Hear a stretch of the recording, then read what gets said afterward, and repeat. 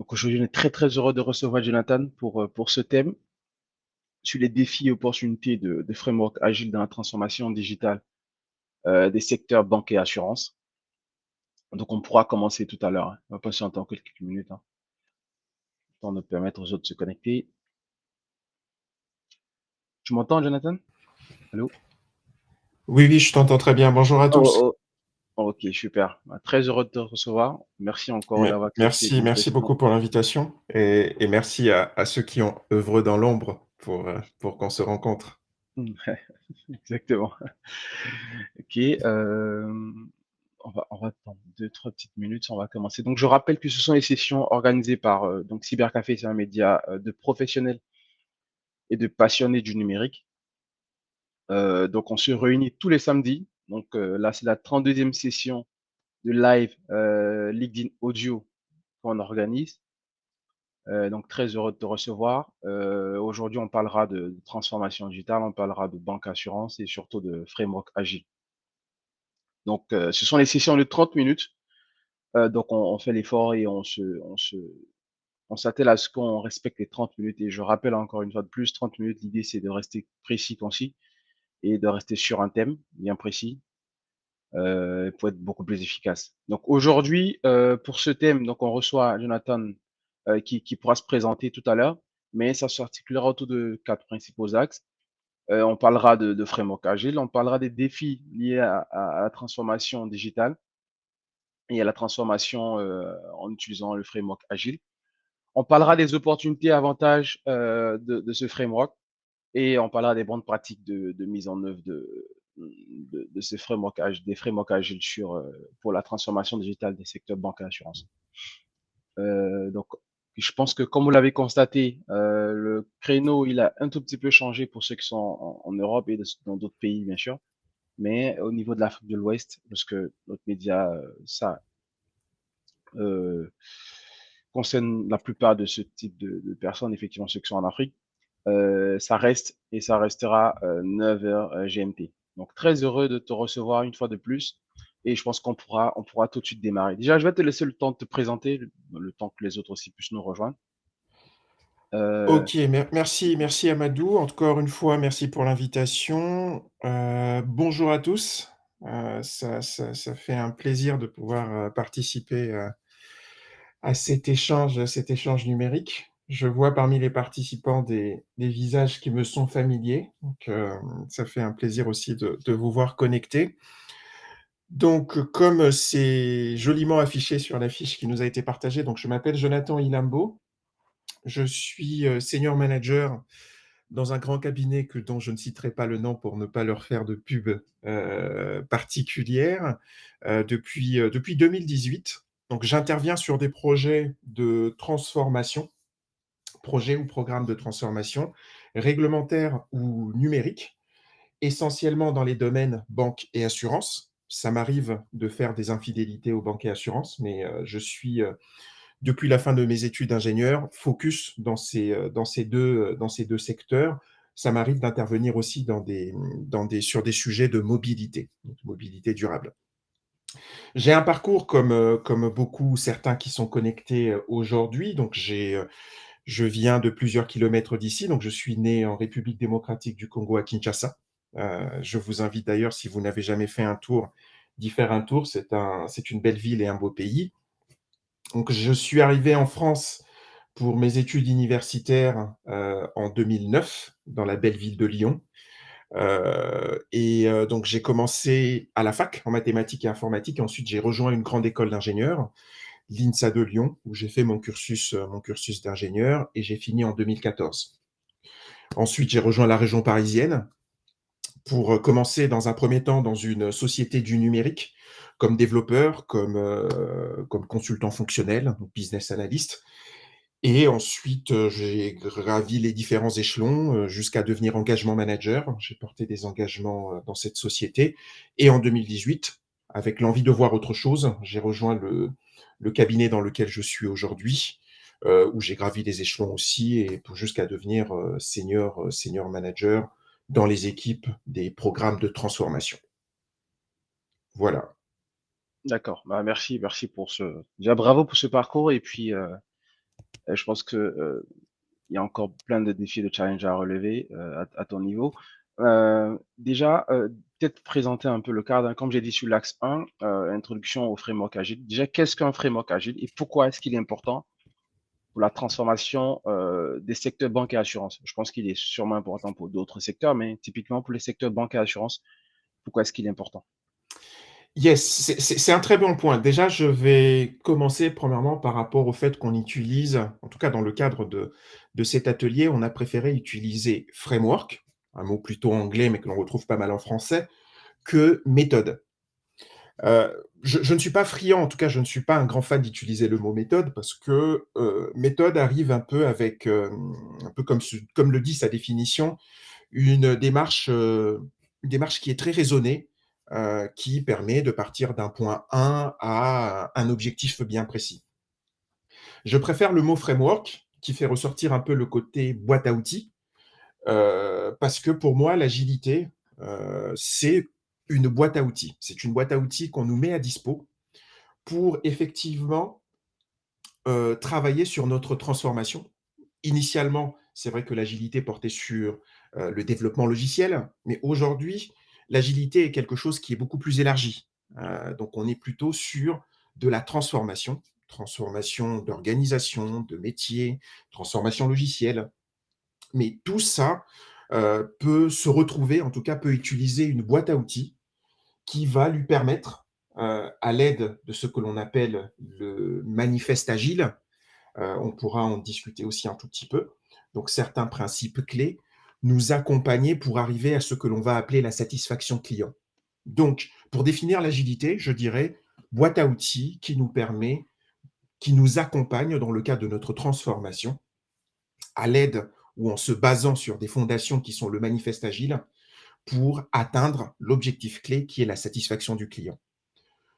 Pourquoi c'est si important pour les domaines ou pour le secteur banque et assurance? J'aime bien résumer ça avec un seul mot, c'est le time to market. Aujourd'hui, il y a quelque chose de super important dans tous les domaines, qui n'est pas forcément focus, pour le domaine bancaire, mais bancaire ou, le domaine de l'assurance. Mais le time to market, aujourd'hui, les comportements des utilisateurs ou les comportements des clients changent tout le temps.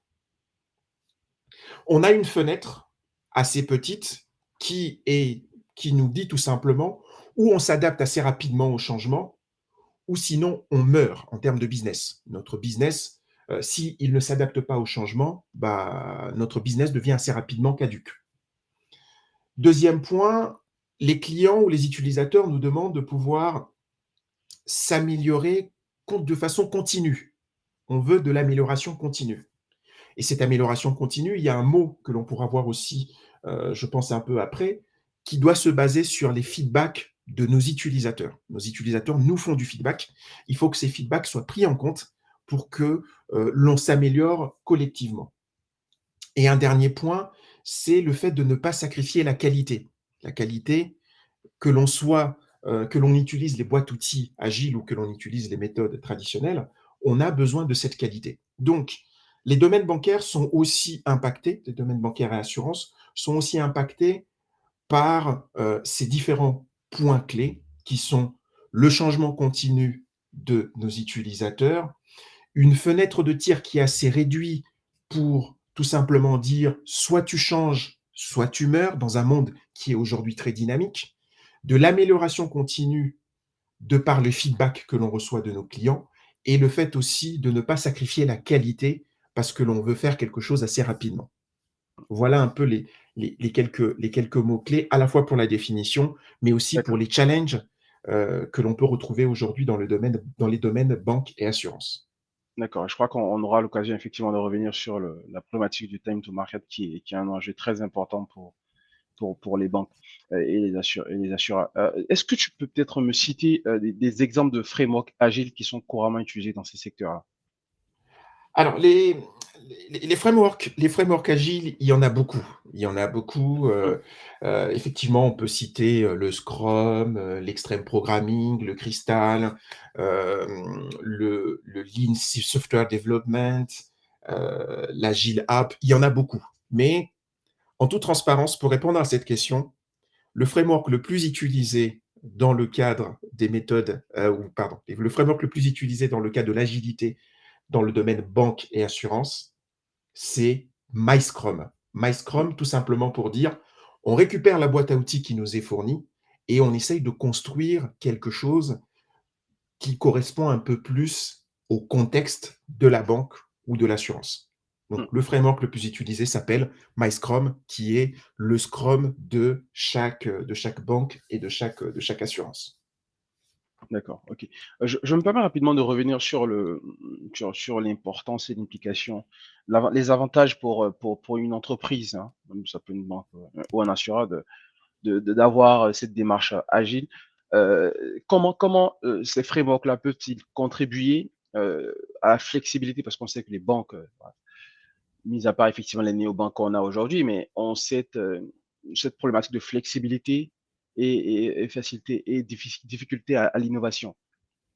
Je pense que c'est dans ce cadre que tu as parlé de time to market. Donc comment Voilà. les frameworks agiles, peuvent contribuer à la flexibilité et à l'innovation dans la banque et l'assurance? Très bonne transition parce que du coup, Mmh, on revient sur le sujet, le sujet du time to market. Je vais essayer de le matérialiser par un exemple, un retour d'expérience, donc une mission sur laquelle j'ai travaillé dans le cadre de la société du numérique dont je vous parlais précédemment. On devait construire une solution d'affacturage. Affacturage, pour vous donner une définition assez simple, c'est, lorsque l'on va auprès d'une banque, lui céder une facture parce qu'on a besoin de trésorerie assez rapidement. Donc supposons que Amadou a une entreprise qui va faire, de la prestation de services, sur de la cybersécurité, par exemple. Tu as un client qui est une petite et moyenne entreprise, bah, du coup, tu fais une prestation, l'entreprise te doit 25 000 euros. Bah, les 25 000 euros, ils ne peuvent pas te les payer directement. Donc, qu'est-ce que tu fais? Tu prends la facture des 25 000 euros, tu vas le céder auprès de la banque. Donc, la banque te donne cet argent parce que toi, tu es une petite entreprise, tu as besoin d'argent assez rapidement. Et la banque va se retourner auprès de l'entreprise pour laquelle tu as fait la prestation pour récupérer les 25 000 euros. Donc, ça présente deux avantages clés qui nous avaient été fixés par le COMEX de cette banque, qui était ce qu'on appelle le time to market et le time to yes.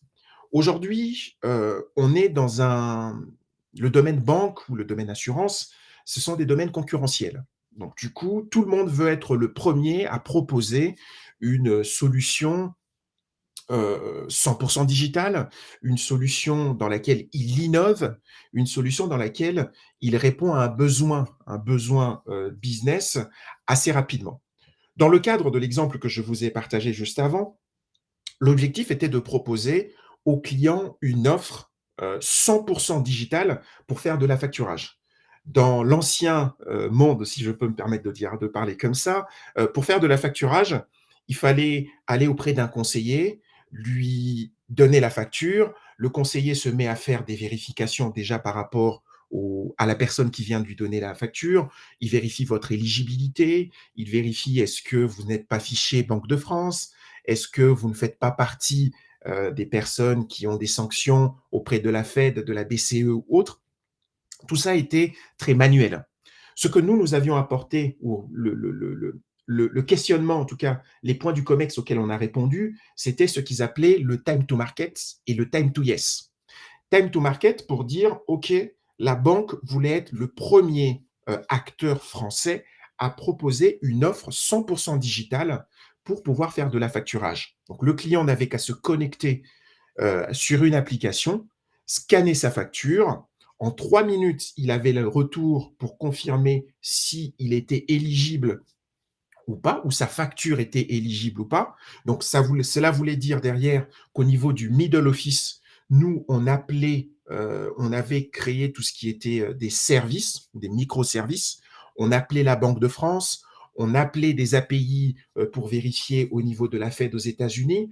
Tout ça se faisait en 3 minutes. Et en 3 minutes, sur son écran, le client avait la confirmation, votre facture est acceptée, c'est OK, on vous a créé un compte et vous aurez les sous demandés, donc l'argent demandé, vous les aurez sur votre compte en 12 heures ou 24 heures. Tout dépendait à quel moment de la journée il faisait sa demande. S'il faisait sa demande peut-être en journée, bah, c'était aux alentours de l'après-midi qu'il avait l'argent sur son compte. S'il faisait en soirée, c'était le lendemain, donc ça prenait un peu plus de temps. Donc là, le COMEX voulait qu'on réponde au time to market. Et à la fin, cette banque a été le premier à proposer une offre 100% digitale. D'un point de vue sur le marché, ils sont arrivés avec une offre assez forte où ils ont révolutionné le domaine de l'affacturage en France. Mmh. Ça, c'est un des premiers points. Des deuxième point, avantage, ou ce que ça peut apporter en termes d'innovation, c'est le deuxième point dont je vous ai parlé, le time to yes. Imaginez pour une petite entreprise, une PME, qui a la confirmation de recevoir de l'argent sur son compte déjà avant même de recevoir l'argent sur son compte, la PME a la confirmation que sa facture est acceptée et qu'il est éligible en 3 minutes. Donc, imaginez tous les contrôles que l'on met en place derrière au niveau du middle office. On ne pouvait pas trop utiliser on pouvait pas trop utiliser le back-office. Le back-office de cette banque, on lui envoyait les éléments, mais il n'était pas aussi réactif parce que c'était un back-office qui avait été construit sur du COBOL. Les spécialistes des langages et autres savent que le COBOL, bon, c'est non seulement on a du mal à trouver les ressources pour pouvoir l'adapter et le faire évoluer, mais on est sur un système qui est assez ancien. Donc, le middle office essayait de combler, en tout cas, ce manque de réactivité, ce manque d'innovation en utilisant tout ce que peut nous apporter l'APIsation, donc la capacité de pouvoir contacter plusieurs services en même temps, de pouvoir exposer certains services aussi de la banque. Donc, à l'aide de tout ça, on a eu un time to yes pour le client de 3 minutes. Donc là, il était content, ça s'affichait sur son écran, que sa facture est acceptée. Et en plus, un deuxième time to yes important pour une PME, le fait de pouvoir avoir l'argent sur son compte en 12 heures ou 24 heures. Donc, en termes d'innovation, l'agilité nous permet en tout cas d'apporter cette flexibilité au client qui répond à deux mots-clés, le time to yes et le time to market dont on a parlé juste avant. D'accord, d'accord. Bah, écoute, merci pour ces réponses. Je pense que c'était très clair, surtout par l'exemple, c'est encore plus clair, plus précis aussi. Peut-être passer au prochain point. Déjà, effectivement, je pense que ça a été aussi l'occasion d'aborder les opportunités, les avantages des frameworks agiles. Donc, par l'exemple, là, je crois qu'il n'y a pas d'autres éléments à rajouter. J'aimerais revenir sur les défis de la transformation digitale par ces frameworks agiles. Donc, quels sont les principaux obstacles aujourd'hui à la mise en œuvre de frameworks agiles dans ce secteur? Alors ça c'est un très bon point parce que je vais dans la plupart des réponses que je vais faire, je vais beaucoup faire du retour d'expérience par rapport à ce que j'ai vécu et ce que je vis actuellement parce que je travaille toujours, à l'aide de ces différents frameworks pour, vous donner des exemples assez concrets. Actuellement, je vais prendre l'exemple actuel, je travaille pour, on va dire, un banque assureur qui vient de perdre sa licence bancaire. Donc il a perdu sa licence bancaire, donc il n'est plus censé donner du crédit. Donc il doit changer toute sa chaîne de reporting, retirer tout ce qui était banque pour ne garder que les aspects assurance. Et donc, il travaillait initialement sur on va dire les frameworks classiques ou les méthodes classiques. Donc, on va dire le cycle en V où il suivait un plan. Et dans le cadre de ce programme, de ce qu'on appelle du debanking, donc du fait de retirer tout ce qui est bancaire dans son système d'information, il a, il nous a sollicité, donc du coup, pour ce programme, de mettre en place un framework agile. C'était d'ailleurs une demande des métiers, de mettre en place un framework agile dans le cadre de ce programme de debanking. Donc, je suis arrivé chez le client. Premier point, généralement, ce que j'aime faire quand j'arrive chez un client par rapport à l'agilité, c'est je l'écoute. Tout simplement, je prends le temps de l'écouter. Pourquoi ce temps d'écoute est super important? Ça me permet de comprendre qu'est-ce que le client, en tout cas le niveau de maturité du client par rapport à l'agilité, et qu'est-ce que le client appelle agilité. Et je vais vous dire la vérité, généralement, on a des surprises. On a des surprises parce que chacun a sa définition de l'agilité. Certains vont définir l'agilité, désolé d'utiliser le mot, comme étant un bazar. Je vais m'asseoir à côté d'un développeur, je vais lui dire tu fais ça, ça, ça, ça, ça, ça, ça, ça, et puis c'est bon, voilà, on est agile, on travaille ensemble, on travaille côte à côte, et puis on avance. Voilà. Donc, et finalement, l'un des grands obstacles sur le fait de mettre en place de l'agilité dans une organisation, dans le domaine bancaire, dans le domaine assurance ou dans d'autres domaines, c'est l'humain. L'humain est le plus grand obstacle pour la mise en place de ces frameworks. Pour la simple et bonne raison que nous sommes bien dans notre zone de confort. Quand on arrive avec quelque chose de nouveau qui nous challenge, généralement, on n'est pas forcément à l'aise. On y trouve toujours, on va dire, des inconvénients. Et donc, c'est pour ça que cette phase un peu de ce que j'appellerais de sensibilisation sur l'agilité est super importante pour, dans un premier temps, prendre le temps de l'écouter et de comprendre quelles sont ses attentes.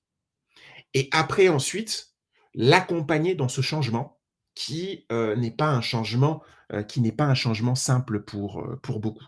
Donc, en résumé, le grand obstacle, c'est l'humain, mais ce n'est pas un obstacle insurmontable.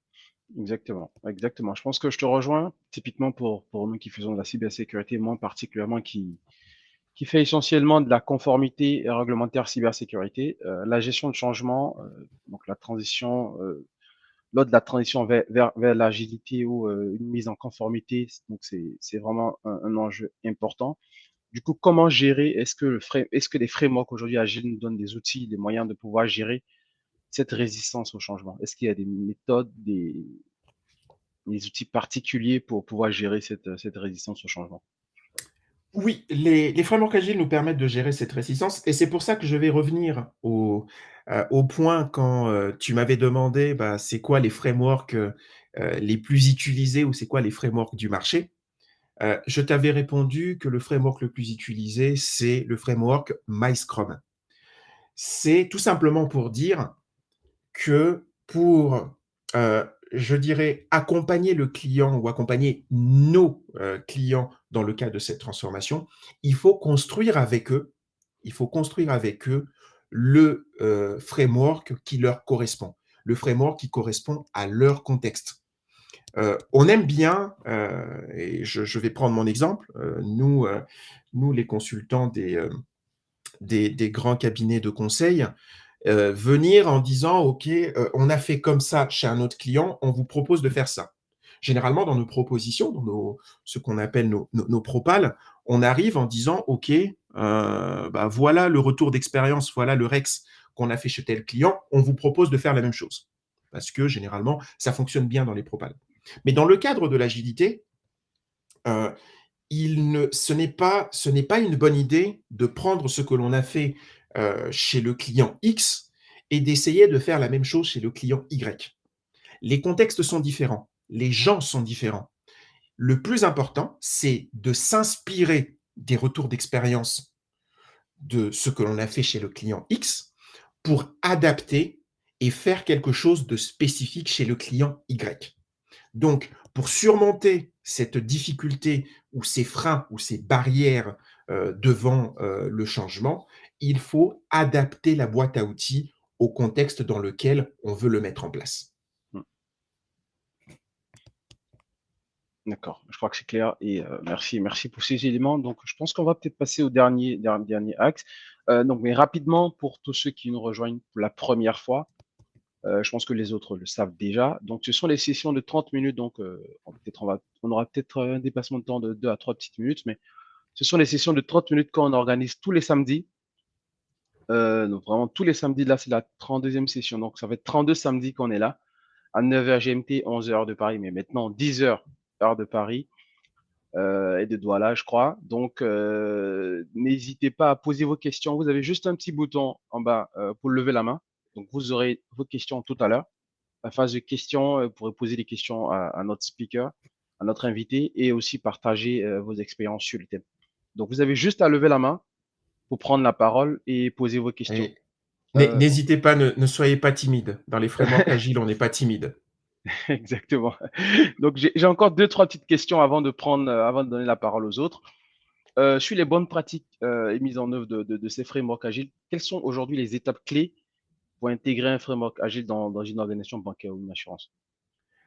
Alors, là, je vais essayer de faire court du coup pour les prochaines questions, pour laisser la place aux questions du public. Ça rejoint ce que l'on a dit précédemment. Dans un premier temps, écoute. Donc, je récupère de l'information auprès du client pour comprendre quel est réellement son besoin, quelles sont ses attentes. Écoute du client. Deuxième point, c'est sensibilisation au framework agile. Donc, il faut le sensibiliser à ce que l'on entend par l'agilité. Ensuite, je dirais construire le framework adapté à son contexte. Écoute, sensibilisation et adaptation du framework à son contexte. D'accord, ok. Au-delà du time to market, quels sont aujourd'hui, comment est-ce qu'on mesure les résultats et la performance après avoir adopté des méthodes agiles, par exemple? Alors, Comment est-ce qu'on peut le mesurer? Comment est-ce qu'on peut l'évaluer? très, très bon point. Là, pour faire très simple, moi, ce que je fais généralement sur mes projets, le bon KPI pour savoir si ça fonctionne ou pas, c'est la satisfaction du client. On parle, je pense qu'on va parler peut-être des rôles. Je vais du coup empiéter directement sur le sujet peut-être des rôles et responsabilités rapidement. Les rôles et responsabilités clés que l'on peut retrouver, on va dire, dans les frameworks agiles, c'est celui qu'on appelle le product owner. Moi, j'aime bien l'appeler le big boss du projet parce que c'est lui qui exprime le besoin du client. Donc, ça veut dire le client, ça peut être plusieurs clients, mais le représentant, on va dire, du client, le représentant du métier, si je peux dire, c'est le product owner. Donc, pour moi, c'est le big boss un peu c'est le big boss du framework agile. Donc, pour mesurer si la performance et les résultats, c'est la satisfaction du product owner. C'est le KPI le plus important. On peut en mettre d'autres, mais pour moi, le KPI sur lequel il faut faire focus, c'est la satisfaction de cette personne-là. D'accord, ok, d'accord. Je vais peut-être te poser la dernière question. Donc, j'invite tous ceux qui souhaitent prendre la parole à lever la main pour prendre la parole, à poser vos questions, à partager vos expériences aussi. Bon, je pense qu'on en a de plus en plus, mais comment aujourd'hui, donc la question elle est pour toi, Jonathan, mais aussi pour tout le monde, hein. Comment l'intelligence artificielle et l'automatisation donc ou impactera les pratiques agiles dans ce secteur-là? Alors, très bon. Comment est-ce que toi tu l'envisages? Quelle est l'analyse que tu as de l'intelligence artificielle sur ces méthodes et ces pratiques agiles dans les secteurs banque assurance? Très, très, très bon point. Pour faire simple, l'IA et l'automatisation sont des accélérateurs pour arriver à cette fameuse satisfaction client à la fin. Il y a un point super important qui intervient, que l'on voit très souvent aujourd'hui dans nos projets, c'est sur, on va dire, un peu toute cette partie automatisation des phases de testing et de déploiement. Et le fait d'avoir un peu cette chaîne d'automatisation permet derrière à accélérer la mise à disposition, donc accélérer le fameux time to market, pour derrière avoir des résultats satisfaisants pour nos clients. Donc, pour moi, aujourd'hui, je considère, et c'est quelque chose qui intervient déjà dans le cadre de nos différents projets, l'intelligence artificielle et l'automatisation sont des accélérateurs pour atteindre l'objectif clé des frameworks agiles, qui est la satisfaction du client. D'accord. Est-ce qu'aujourd'hui, j'enchaîne hein, sur l'intelligence artificielle, hein, est-ce qu'aujourd'hui, typiquement dans les projets ou dans les équipes que tu accompagnes, est-ce que c'est des demandes ou c'est des inputs que tu vois de plus en plus, typiquement le fait d'intégrer l'intelligence artificielle dans ces projets-là, Alors, dans la pratique, hein? parce que étant donné que je vous ai dit au départ, j'interviens sur des projets de transformation. Mm, La transformation peut être sur plusieurs vecteurs. La transformation peut avoir un vecteur réglementaire. On a une nouvelle norme. Aujourd'hui, on parle beaucoup des normes sur toute la partie transformation climatique avec le reporting CSRD et tout ce qui va avec. Mais la transformation peut aussi avoir un vecteur, je dirais digital, ou si on veut aller même un peu plus loin, un vecteur numérique. Donc je dirais que sur les projets de transformation, quand je fais des projets de transformation réglementaire, les clients ne sont pas très demandeurs de la partie intelligence artificielle, parce qu'on est sur une transformation qui est essentiellement drivée par une réglementation.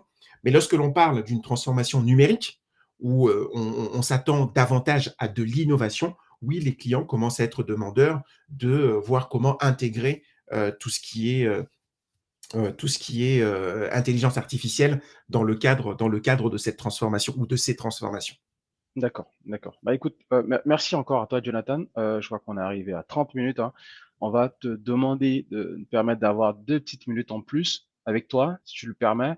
Le temps de prendre des questions. Je sais pas s'il y a des questions, si certaines personnes souhaitent poser des questions. Je crois qu'il y a Mohamed qui veut prendre la parole. Donc n'hésitez pas à lever la main pour poser vos questions à notre invité, à notre speaker. Mohamed, on t'écoute.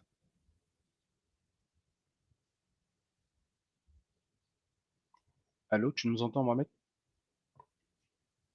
Je pense que Mohamed est toujours en Allô? mute. Allô, vous m'entendez?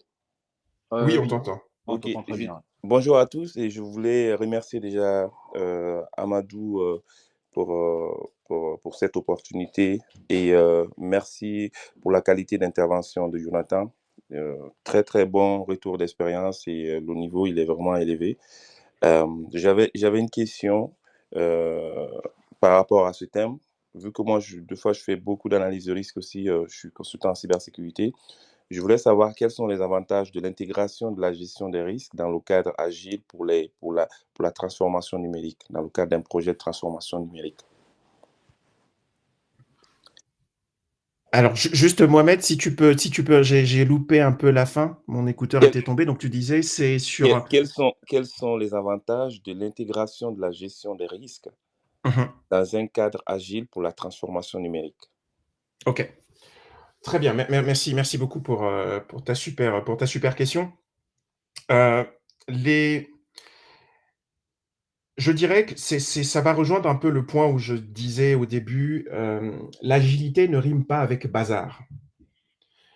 Beaucoup pensent que lorsque l'on essaye de mettre en place un projet agile, il n'y a pas de cadre.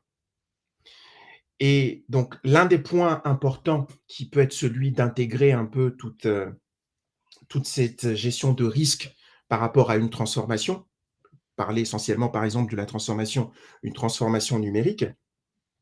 Lorsque l'on est friand ou lorsque l'on a envie d'intégrer de l'intelligence artificielle, on a envie d'intégrer des nouveaux outils innovants qui peuvent s'avérer comme étant des accélérateurs dans le cadre de notre transformation.